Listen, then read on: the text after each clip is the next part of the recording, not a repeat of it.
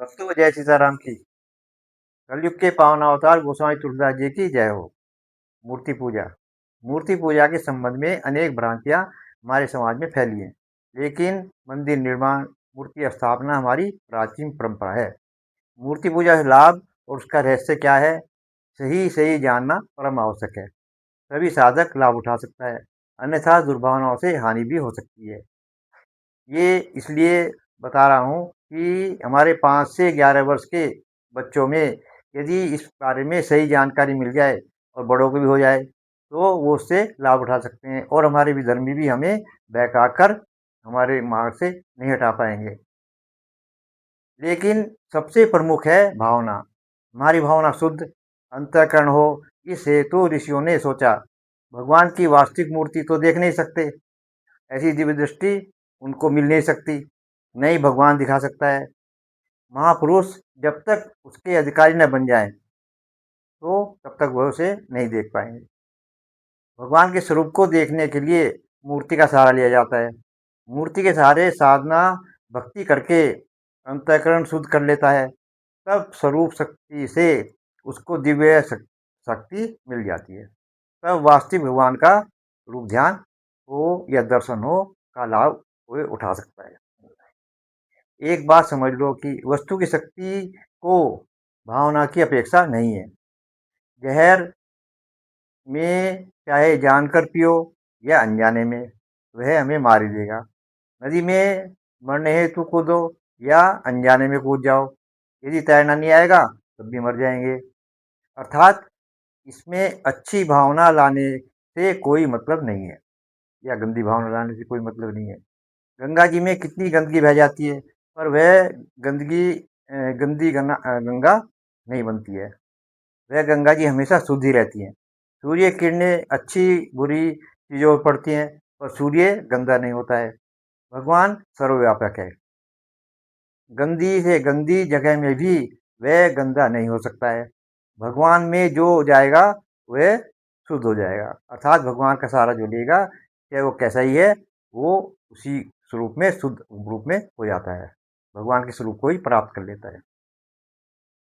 यह मूर्ति है तो पत्थर। अब भगवान की भावना करें, चाहे किसी की भी भावना करें, उससे क्या होता है। कुछ भोले वाले लोग कहते हैं कि ये तो मूर्ति पत्थर की है, इसे भगवान की भावना करो, कुछ करो, इससे क्या होता है तो पत्थर ही हो। नंबर एक, पत्थर में पत्थर की भावना से फल नहीं मिलेगा। यदि हमने माना मूर्ति पत्थर की है और पत्थर की बनी हुई है, तो उससे हमें कोई लाभ नहीं हो सकता है। पत्थर मूर्ति आदि में चेतन की भावना से भी फल नहीं मिलेगा। हमने सोच लिया पत्थर की मूर्ति है, चेतन है ये, उससे भी हमको कोई लाभ नहीं मिल सकता है। चेतन रमेश है और भावना दिनेश की लाएंगे, हम दूसरे व्यक्ति की लाएंगे, तो उसका भी फल नहीं मिलेगा। क्यों? जो रमेश है वो रमेश ही रहेगा, उसमें भावना दिनेश के लाने से वो रमेश नहीं बन जाएगा। ये उदाहरण है। फिर मूर्ति में भगवान की भावना से किसी संत पुरुष में भगवान की भावना का फल, क्या फल मिलेगा, मिल सकता है, ये प्रश्न है। हाँ, जड़ पत्थर की मूर्ति है, भगवान की भावना का फल मिलेगा। इसका कारण है कि संत चेतन में भी भगवान की भावना का फल मिलेगा, क्योंकि पत्थर की मूर्ति या संत महापुरुष में भगवान की भावना का फल अवश्य मिलेगा, क्योंकि भगवान सब जगह है और वह अंतर्यामी है।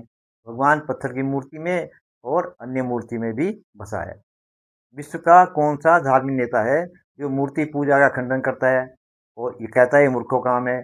इसके अलावा तीर्थों की निंदा करते हैं। हम अक्सर तीर्थों में, मूर्तियों में, पूजा पाठ में, धार्मिक स्थलों में निंदा कर देते हैं कि यह तो मूर्खों का काम है, ये इसमें कोई भगवान थोड़ा ही है।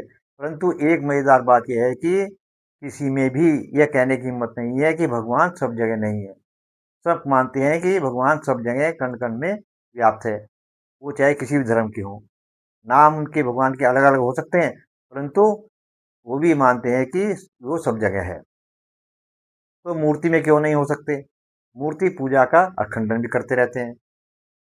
अब एक बात ध्यान से सावधान होकर समझ लो कि मूर्ति की या शिवलिंग की हम पूजा नहीं कर रहे होते हैं, हम उसमें स्थित उस भगवान की पूजा कर रहे हैं जो कण कण में व्याप्त है, सर्वव्यापक है, और हमें उसका फल मिलेगा। जो भगवान की उपासना केवल में मूर्ति की पूजा करते हैं, जब पूजा कर रहे हैं परंतु मूर्ति की या पत्थर की मूर्ति की, शिवलिंग की पूजा करते हैं, उनके अंदर विश्वास नहीं है कि इसके अंदर भगवान है, तो उन्हें पत्थर की मूर्ति का ही फल मिलेगा, अर्थात कुछ भी नहीं मिलेगा। अब आप गहराई से सावधान होकर नोट कर लो कि मंदिर में पूजा करने वाले पुजारी भी उस मूर्ति से लाभ नहीं ले पाते हैं, परंतु दूर दूर से आने वाले यात्री मूर्ति पूजा में भगवान का पूरा पूरा लाभ उठा लेते हैं, क्योंकि वो उसे मूर्ति नहीं मानते। वो कहते हैं कि यहाँ भगवान है, भगवान शक्ति है, और उसका लाभ मिल जाता है उन्हें। जबकि रोज पूजा पाठ करने वाले, सुबह शाम पूजा करने वाले, वहीं 24 घंटे वहीं रहने वाले पंडित पुजारी उसमें भगवान का ध्यान नहीं रख पाते, तो वो भी उसमें उसका लाभ नहीं ले पाते हैं। यदि वो उसमें भगवान का ध्यान माने मूर्ति के बजाय, तो वैराग्य हो जाता है उन्हें। तभी तो अनास्था के होते मंदिर का वस्त्राभूषण चढ़ावा तक लोग चोरी कर लेते हैं, क्योंकि उनमें ये विश्वास ही नहीं है कि यहाँ पर मूर्ति में भगवान है। अर्थात यदि हम उस मूर्ति की पूजा के अलावा हम उसमें स्थित भगवान की पूजा करेंगे, तभी हम जो है उसका लाभ उठा सकते हैं, नहीं तो हम नरकगामी हो सकते हैं।